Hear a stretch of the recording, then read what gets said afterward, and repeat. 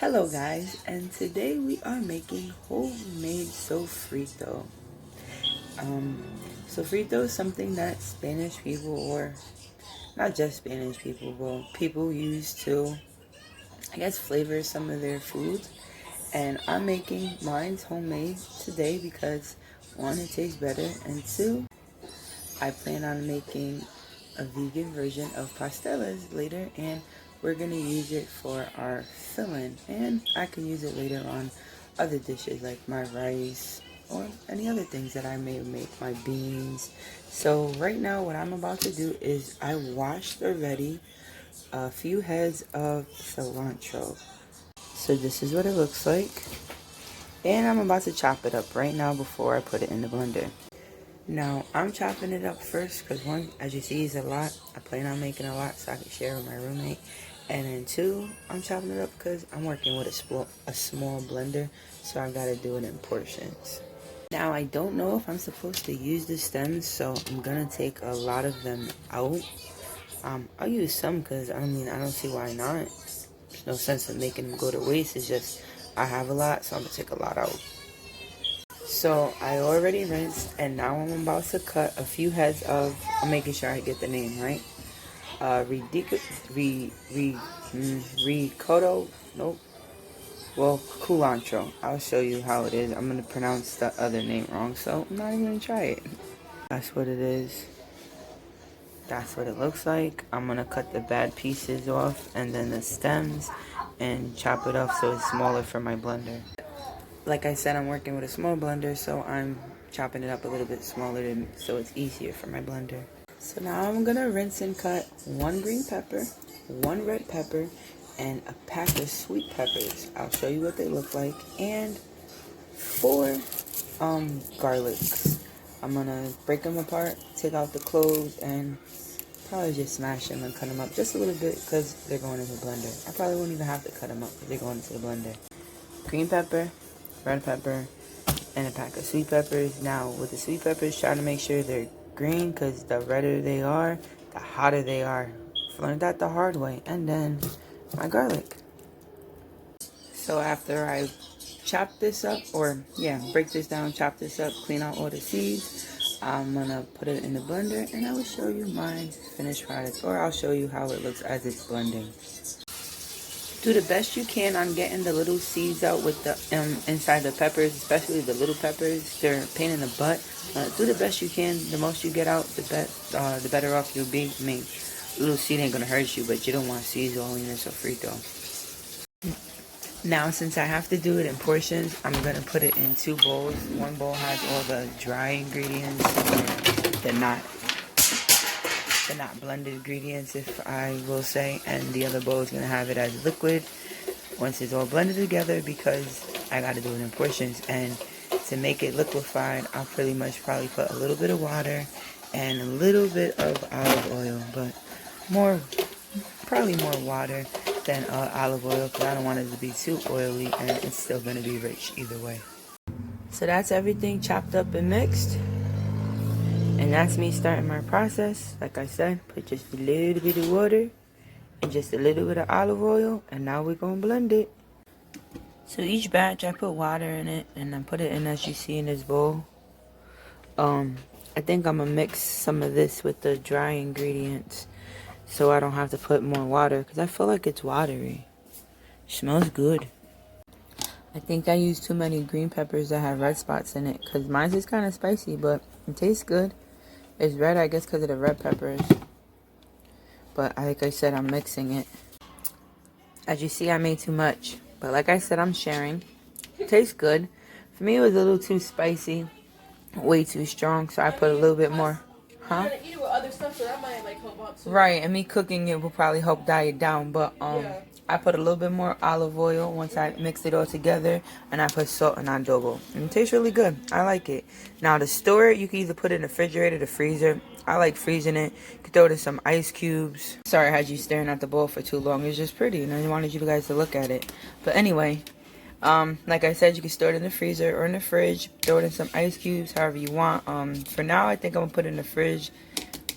until I'm able to find room. No, I'll probably put it in my freezer because I think I have room in my freezer. And then when it's frozen, I'll probably put it in a deep freezer or in some Ziploc bag. Something for easy to store. And then eventually I'll split it in half between me and my roommate.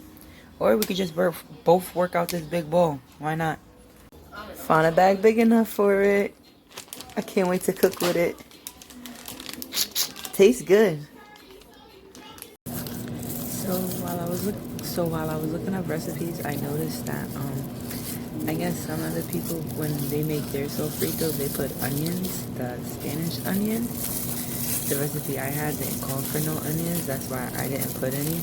That could be why for me it tastes a little bit off. What I did do was I did season my sofrito, like I said before. I put some adobo, some onion powder, and salt. So I used that to my liking, so that was a little bit more to my liking. I think it was less I want to say less bold, but it was less spicy when I seasoned it, so it did taste a little bit better. Next time I make it, I'll probably use less garlic, definitely add onion, and then I probably won't use as much more stuff. Also too, as I was looking up recipes, I did notice someone, I guess, put tomato in theirs. Wouldn't try that, but yeah, a lot of people use onion, a lot of people didn't. I guess everybody just makes it differently. People make it once and last all year. Some people just makes it within, I guess, big batches usually.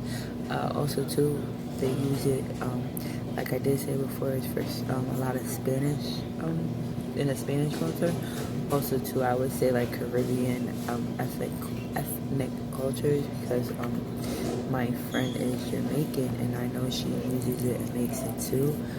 You can use it for beans, rice, soups. Me, I would use it for vegetables. People use it for different types of meat. It just gives your food flavor. It just has a lot of flavor, and people, like I said, season it differently. Some people put sazon in theirs. I didn't. I would have. I was thinking about it, but I didn't. Like I said, I put onion powder, adobo, and a little bit of salt on mine. Then everybody makes it different. Like I said, my recipe was given to me from my cousin. I guess it was my grandmother's recipe.